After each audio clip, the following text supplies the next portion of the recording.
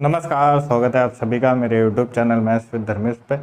जैसे कि NTPC target batch चल रहा है, लगभग 6 क्लासें हुई हैं, 7। बताइए, इतना याद नहीं रहता। बिजी रहेंगे तो आपको कुछ दिमाग में नहीं रखना पड़ेगा। बस आप क्या करेंगे, अपने जो काम है उसके प्रति आप लगन रख के मेहनत जब करते जाएंगे तो आपको दुनिया क्या चल रही है, कैसे चल रही है, क्या करना है, क्या नहीं करना है, क्या दुनिया कर रही है, उस पर कुछ ध्यान नहीं रहेगा। केवल जो आपका फोकस है उसी पे रहेगा। तो क्लासेस 6 हुई हो या 7, उसको नज़रअंदाज करते हुए अगली क्लास यानी कि आज की क्लास चल रही है, जिसमें हम समबाहु त्रिभुज पिछली क्लास में एक्सप्लेन किया गया था। मेरे क्लास नंबर 6 ही थी, तो आज क्लास 7 है। अगर 7 हुई होगी तो आज क्लास नंबर 8 है। ठीक, इसमें ज़्यादा वो मत सोचिए। समबाहु त्रिभुज में हमने आपको 3-4 चीज़ें बताई थी, वो 3-4 चीज़ें तुरंत आपको रिकैप करा देते हैं। जैसे कि समबाहु त्रिभुज में सबसे पहले हमने परिमाप बताया था। क्या होता है परिमाप? कि सभी जो उसकी साइडें दी हुई हैं उन सबका योग निकाल देंगे तो क्या आ जाएगा? परिमाप आ जाएगा। समझ में आ रहा है? The sum of all sides of a enclosed figure is known as perimeter. जो कि समबाहु त्रिभुज में क्योंकि तीनों साइडें क्या होती, बराबर होती है, तीनों भुजाएं क्या होती, बराबर होती है, तो उसके लिए उसका परिमाप क्या आया था? 3 है। जो क्षेत्रफल आया था वो √3/4 a² आया था। बाकी हमने आपको उसके भी फॉर्मूले बताए थे। अंतावृत्त की त्रिज्या के लिए a/2√3। उसके बाद बाह्यवृत्त की त्रिज्या के लिए बताए थे a/√3। साथ ही साथ मैंने आपको ये भी बताया था डायग्राम बता के एकदम कि कैसे आप हाइट निकाल सकते हैं उसकी। समझ में आ रहा है कि नहीं? याद करिए अच्छे से, बोलो भाई। हाइट कैसे निकालनी है ये भी मैंने आपको बताया था कि ये अगर ये है तो ये क्या हो जाती थी? a/2 हो जाती थी। तो पाइथागोरस थ्योरम लगा के हमने क्या निकाली थी? उसकी हाइट निकाली थी, जो कि कितनी आई थी बताइए। यहाँ से डायरेक्ट आप देख के बता सकते हैं कि ये कितनी आएगी? √3/2 a। क्यों? क्योंकि 4a² - a², 3 आ जाएगा अपॉन 4 आ जाएगा। तो √3a² को जब हम अंडर रूट लगाएंगे तो √3 केवल बचेगा अंडर रूट में, और a/2 क्या आ जाएगा? नीचे आ जाएगा। पहला सवाल आज आपके सामने लिखा है और हम ये सोच रहे हैं बाल दाढ़ी बढ़ा के बढ़िया एक बाबा बन जाए, जिनके आगे सरकार भी नतमस्तक होती है। बड़े से बड़े जो व्यापारी होते हैं, बिजनेसमैन होते हैं, हर कोई क्या होता है? बाबाओं के समय अनुसार उनसे मिलने जाते हैं। सोचिए, यहाँ पॉलिटिशियन से अगर मिलना हो या फिर कोई बड़े व्यापारी से आपको मिलना हो तो आप अपॉइंटमेंट लेके उनसे मिलने जाएंगे, लेकिन आपको अगर किसी बाबा से मिलना है तो बाबा के समय अनुसार आपको मिलना जाना होगा। ये भौकाल होता है। सोच रहे हैं हिमालय वगैरह चले जाएं, बढ़िया रहेगा। पहला क्वेश्चन आपके सामने लिखा हुआ है कि एक ओ केंद्र वाले वृत्त के अंदर बने, एक बात किया जा रहा है, एक ओ केंद्र वाले बढ़िया वृत्त बना है, एक ओ केंद्र वाले वृत्त के अंदर बने समबाहु त्रिभुज का क्षेत्रफल हमें दिया है 9√3। तो क्षेत्रफल अभी हमने बताया क्या होता है? √3/4 a²। समझ में आ रहा? तो वृत्त का क्षेत्रफल ज्ञात करो। वृत्त का क्षेत्रफल हमें ज्ञात करना है, और वृत्त के क्षेत्रफल के लिए हमें पता होनी चाहिए क्या? उसकी त्रिज्या। और त्रिज्या यहाँ पे जो निकाली जाएगी वो परिवृत्त की त्रिज्या या फिर बाह्य वृत्त की त्रिज्या निकाली जाएगी।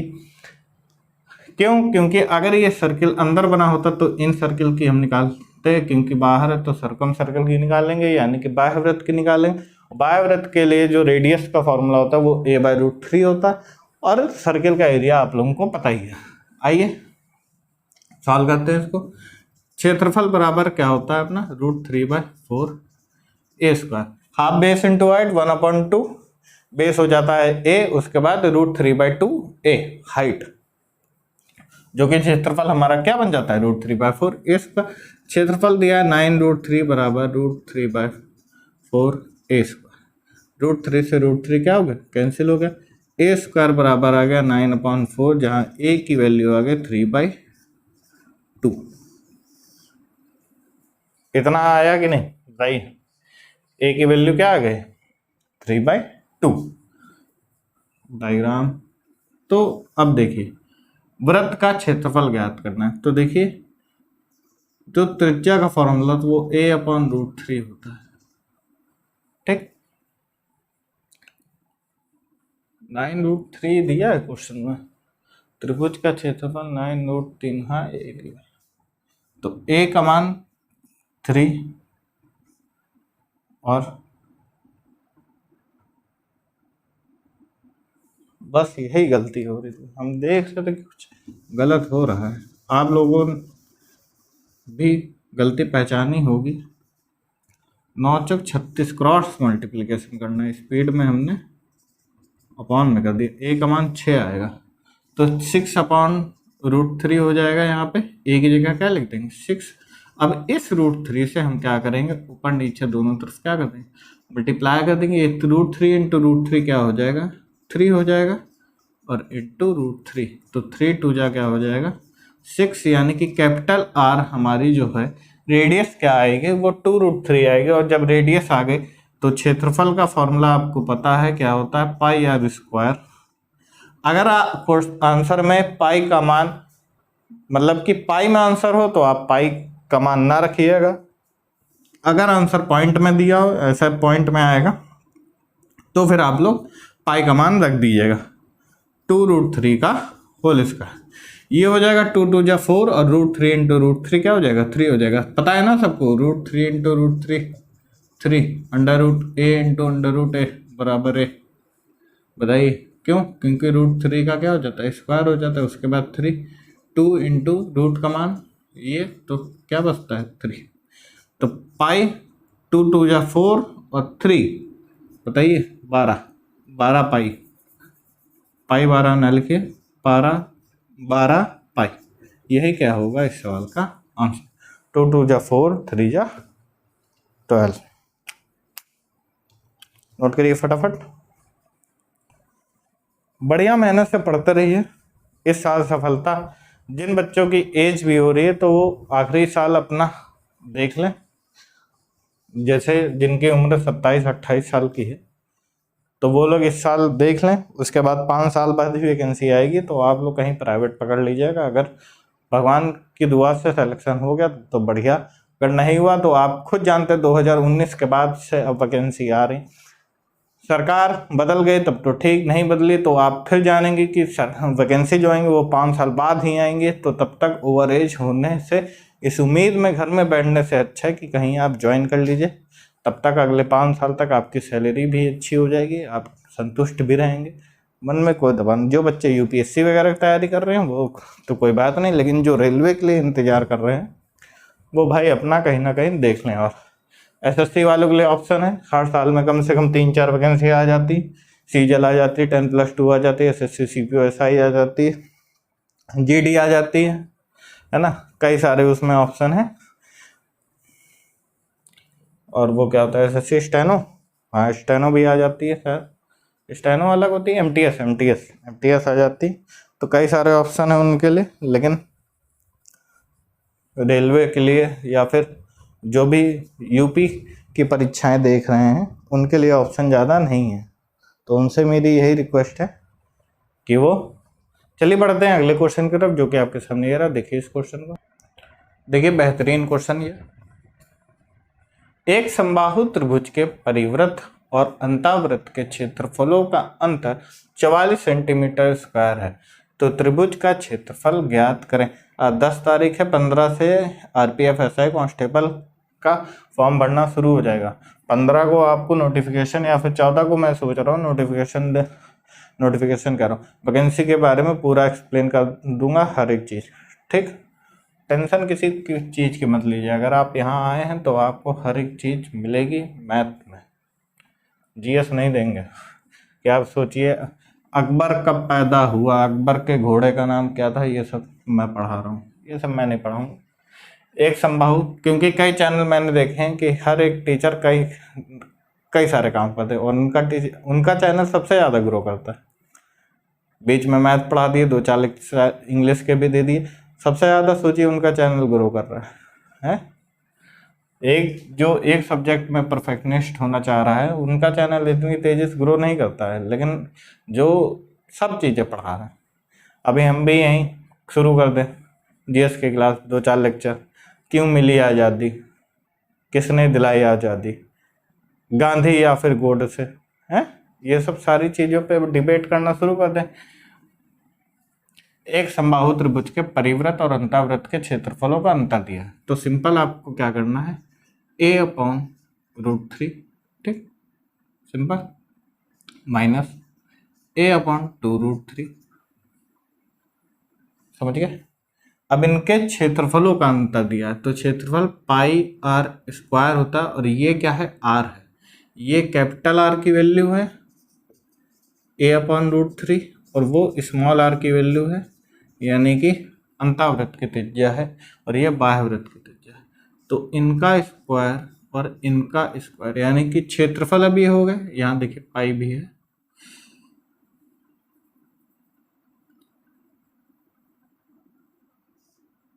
पाई a/2√3, ठीक। तो अब क्या हो गया, πr² minus πr capital R² minus pi small r², ठीक। ये हो गए क्षेत्रफल, और माइनस साइन यानी कि इनका क्या है, ये अंतर है, डिफरेंस है, और ये हमें कितना दिया है, 44 सेंटीमीटर स्क्वायर, ठीक। बहुत प्यार से समझा रहे हैं, समझिए आराम से, बिल्कुल भी कंफ्यूज नहीं होना है। अब देखिए ये हो जाएगा πr², a² अपॉन ये हो जाएगा 3, ये हो जाएगा πr², ये हो जाएगा a² अपॉन 2 2 जा 4 3 जा 12, क्लियर, इतने में किसी को डाउट। तो पाई अगर हम यहां से क्या लें, कॉमन ले लें, सॉरी आज का दिन लग रहा थोड़ा कंफ्यूजन भरा है, पहले सही लिख रहे थे लेकिन फिर गड़बड़ हो रहा है भाई। πr² होता है, पाई का स्क्वायर नहीं होता है,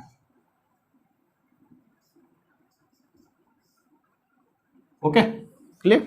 तो πa²/3, πa²/12, पाई कॉमन हो गया, तो a²/3 माइनस a²/12 बराबर 44 इक्वल 44 डिफरेंस। तो पाई, अब इसका एलसीएम लेके हम सॉल्व करेंगे, तो यहाँ 3 4 जा 12, 4a² माइनस a², तो क्या हो जाएगा 3a²/12, एलसीएम क्या होगा यहाँ पे 12 होगा, बराबर 44,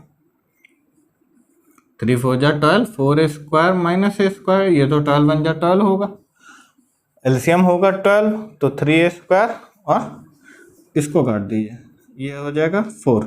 अब पाई का मान अगले स्टेप में रख दीजिए, 22/7 दिख रहा है यहाँ, एक बार देख लेते हैं, हाँ, 22/7 इंटू a²/4 इक्वल 44। अब 22 ये हो जाएगा 2 जा, सिंपल, 7 चौक 28, 28 दूना क्या हो जाएगा 56, तो a² बराबर आ जाएगा 56। अब क्षेत्रफल, इसको ऐसे ही रहने दीजिए, कोई ज़रूरत नहीं है इसको अंडर रूट में कन्वर्ट करने की, क्योंकि 56 किसी का स्क्वायर रूट तो होता नहीं। तो देखिए क्षेत्रफल, त्रिभुज का क्षेत्रफल क्या होता है, √3/4 a²। जिसने भी दिमाग लगा लिया कि a² यहाँ होता है तो वो सीख जाएगा, समझ में आ रहा है, बोलो, इंटू 56। अब ये हो जाएगा 4 एकम 4, 4 चौक 16, 14 चौक 56, तो 14√3 is the answer of this question. Note कर लीजिए फटाफट, क्षेत्रफल क्या है 14√3 सेंटीमीटर स्क्वायर। ये भी लिखना जरूरी होता है भाई, यूनिट आपने अगर कोई ऑप्शन में मान लीजिए 14√3 सेंटीमीटर स्क्वायर दिया और किसी ऑप्शन में 14√3 सेंटीमीटर दिया और आपने सेंटीमीटर पे टिक करके चले आए, जो आंसर आपका था वो उसमें आपने सेंटीमीटर लगा दिया तो वो गलत हो जाएगा, सेंटीमीटर स्क्वायर, ये ध्यान रखना बहुत जरूरी है।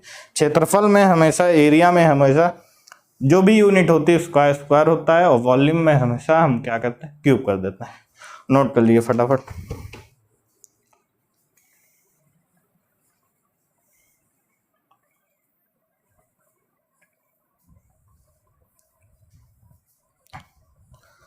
सब बढ़ें, सब पढ़ें। बेटी बचाओ, बेटी पढ़ाओ। लड़का पढ़ाओ, उसके बाद लड़के सिखाओ। पुदीना लाओ, धनिया लाओ।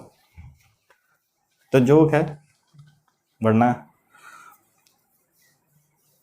इक्वालिटी तो नहीं, मैं ये कहूँगा कि हाँ लड़का लड़की बराबर हो गए। अभी समाज उस लेवल पर नहीं आया है कि हर जगह बराबर। जब पूरे इंडिया में सब लोग इस चीज़ को मानने लगेंगे तो ही इक्वालिटी कही जाएगी, वरना दोनों लोग स्ट्रगल कर रहे हैं आजकल, दोनों लोग। चलिए बढ़ते हैं अगले क्वेश्चन की तरफ, जो कि आपके सामने ये रहा। देखिए इस क्वेश्चन को, बहुत ही अच्छा क्वेश्चन है, बहुत ध्यान से समझने की कोशिश करिएगा। बिल्कुल भी मतलब एक तरीके से पैनिक होने की ज़रूरत नहीं है, बहुत आराम से पढ़ाएंगे, बहुत आराम से सिखाएंगे इसको।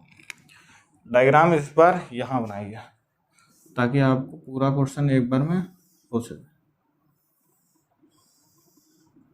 थोड़ा बड़ा भी बनाएंगे, ठीक। अब ये ए बी सी।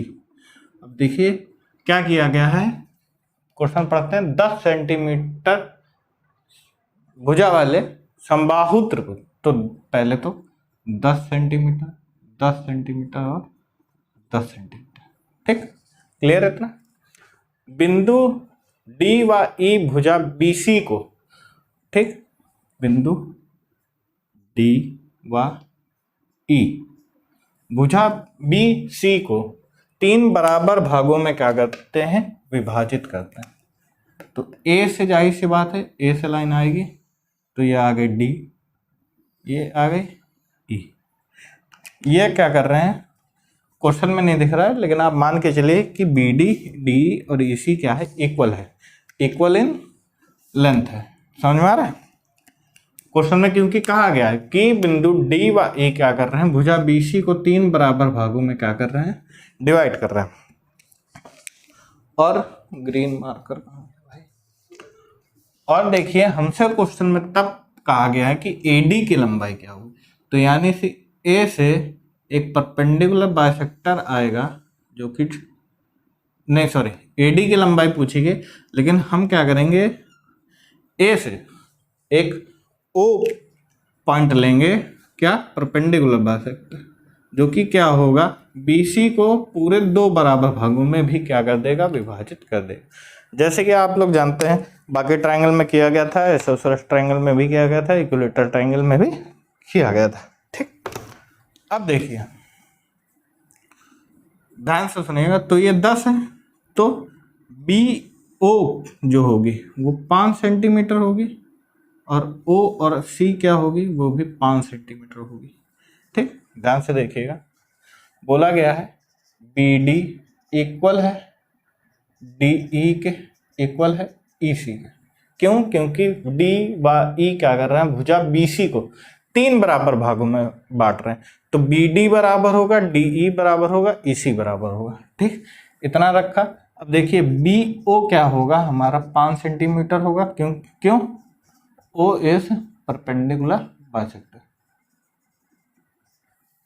वो ऐसा परपेंडिकुलर बाइसेक्टर है जो बी सी को क्या कर रहे हैं, 2 बराबर भागों में क्या कर रहे हैं, डिवाइड कर रहे हैं, ठीक। तो बी ओ 5 सेंटीमीटर, ओ सी 5 सेंटीमीटर, ठीक। अब क्योंकि बी डी बराबर डी बराबर ए सी है, यानी कि, और बी सी बराबर क्या है, 10 सेंटीमीटर, तो बी डी डी और ई सी क्या हो जाएगी हमारी, 10/3 हो जाएगी। भाई ये मान लीजिए कोई, इसमें इतने हमने क्या कर दिया, पार्ट कर दिया, 1 2 3 4 5 6, ठीक। क्या कर दिया हमने, 6 पार्ट। और आपको क्या करने हैं, ये 2 पार्ट हटाने हैं, तो आप करेंगे 2/6, यानी कि कितना आ जाएगा, 1/3 आ जाएगा। तो वैसे ही अगर 3 बराबर भागों में विभाजित किया जा रहा है तो पार्ट कितने हुए, 3 हुए, और टोटल लेंथ कितनी है बताइए, टोटल लेंथ हमारी कितनी है, 10 सेंटीमीटर। उसके कितने टुकड़े किए गए भाई, 3 किए गए। बीसी कितनी थी, 10 सेंटीमीटर। ठीक, हमसे एडी की लंबाई पूछा गया है, ध्यान से देखिएगा आराम से। तो एडी के लिए हमें एओ पता होनी चाहिए और डीओ पता होनी चाहिए, ध्यान दीजिएगा। एडी निकालने के लिए, क्योंकि क्या है, यहां लिख लीजिए चाहे ऐसे, triangle A O D is a right angle triangle, right angled triangle. ठीक, क्यों, क्योंकि ओ क्या है 90 डिग्री, ओ के सामने वाली साइड हाइपोटेन्यूज, एओ क्या हो जाएगी, परपेंडिकुलर हो जाएगी, डीओ क्या हो जाएगी, उसके लिए बेस हो जाएगी। समझ में आ गया। तो ए डी निकालने के लिए हमें ए ओ की लंबाई चाहिए और डी ओ की लंबाई चाहिए। ठीक, तो डी ओ देखिए सबसे पहले कैसे आएगा।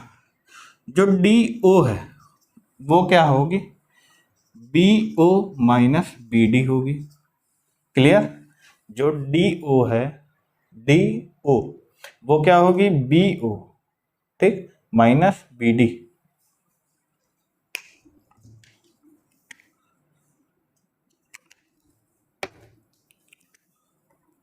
जो डी ओ है, डी ओ वो क्या होगी, बी ओ माइनस क्या हो जाएगी, बी डी, तभी तो ये निकलेगी डी ओ। ठीक, तो बी ओ कितनी है हमारी, 5 सेंटीमीटर है। ठीक, बी डी कितनी है, 10/3 है।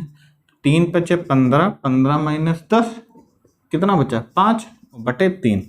डी ओ कितनी आ गई, तो 5 क्या आ गई, 3 आ गई। कितनी आ गई, 5/3।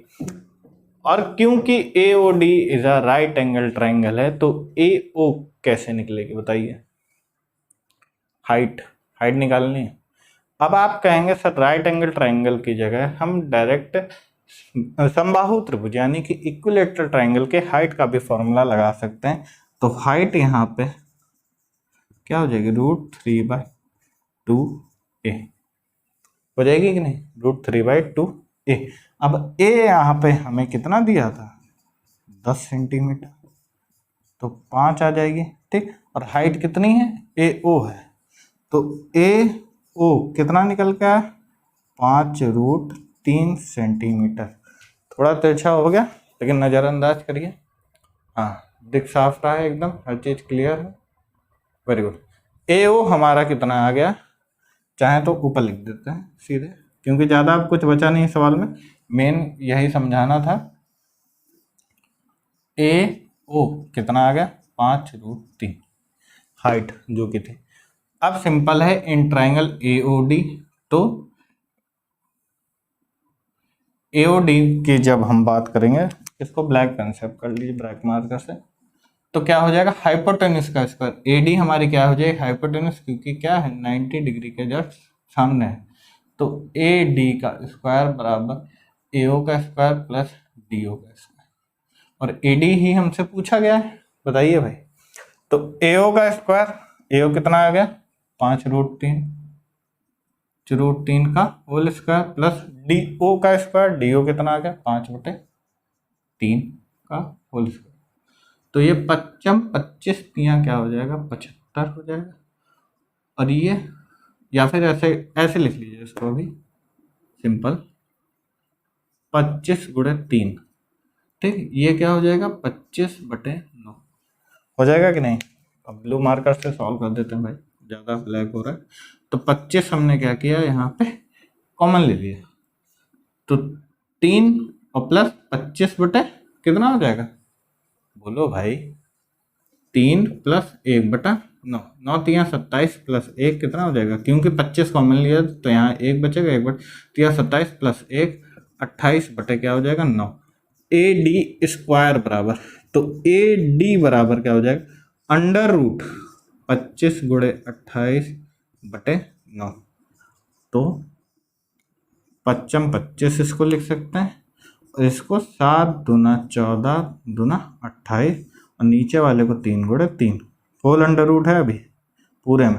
तो सिंपल आपका बाहर क्या निकलेगा, एक 5 निकलेगा, एक 2 निकलेगा, तो 5 × 2 और √7/3 यानी कि 10/3√7 सेंटीमीटर। यही क्या होगा आपका आंसर। नोट कर लिए फटाफट। 10/3√7 is the answer of this question. उम्मीद करते हैं आप लोगों को समझ में आया होगा।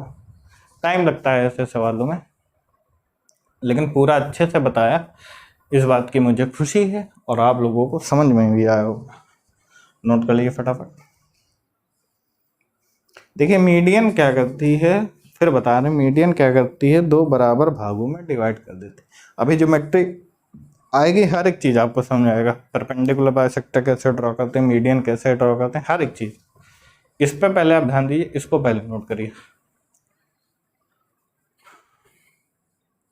10 सेंटीमीटर भुजा वाले समबाहु त्रिभुज एबीसी में बिंदु डी व ई भुजा बी सी को 3 बराबर भागों में, यानी कि बी डी भी उतनी होगी, डी ई भी उतनी होगी, ई सी भी उतनी।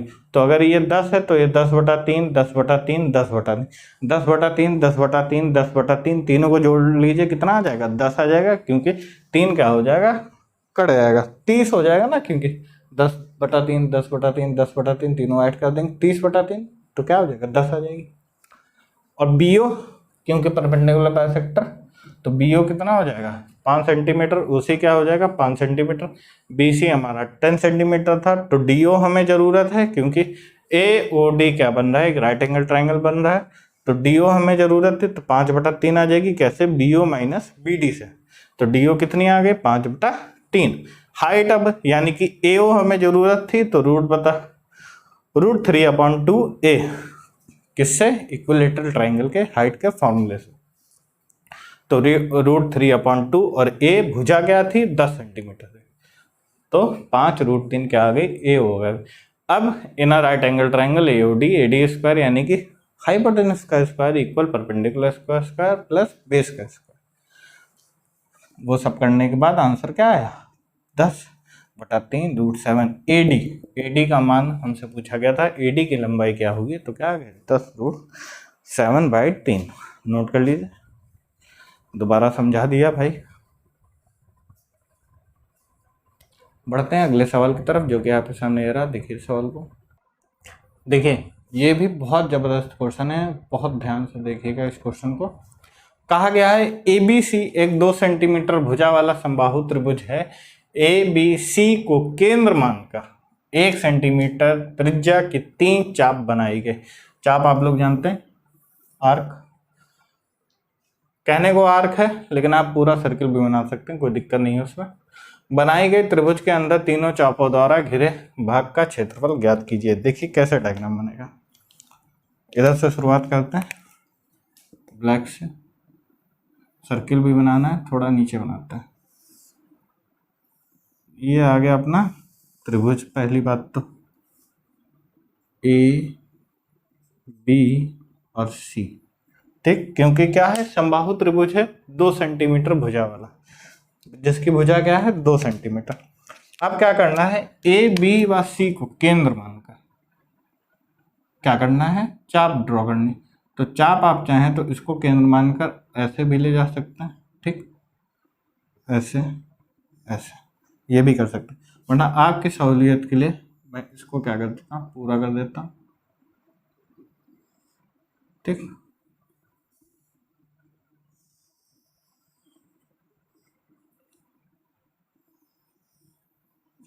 To make you guys understand, simple, बस इतना है, या फिर और बड़ा बना लीजिए चाहें तो।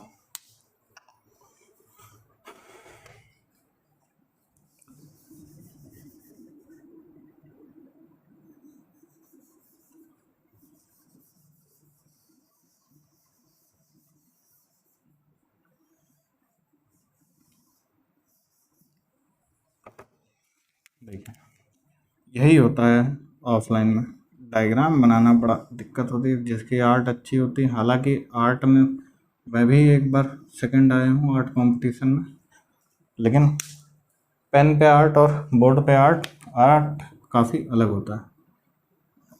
ऐसे बना लीजिए, ठीक, थोड़ा बड़ा, ठीक। त्रिभुज के अंदर तीनों चापों द्वारा घिरा भाग का क्षेत्रफल ज्ञात करना है। अब वैसे तो इसको और बड़ा होना चाहिए था ताकि ये सब क्या हो जाए, आपस में टच हो जाए और हमें इस एरिया का क्षेत्रफल ज्ञात करना। छोटा छोटा अगर बना के दिखाऊं तो सिंपल,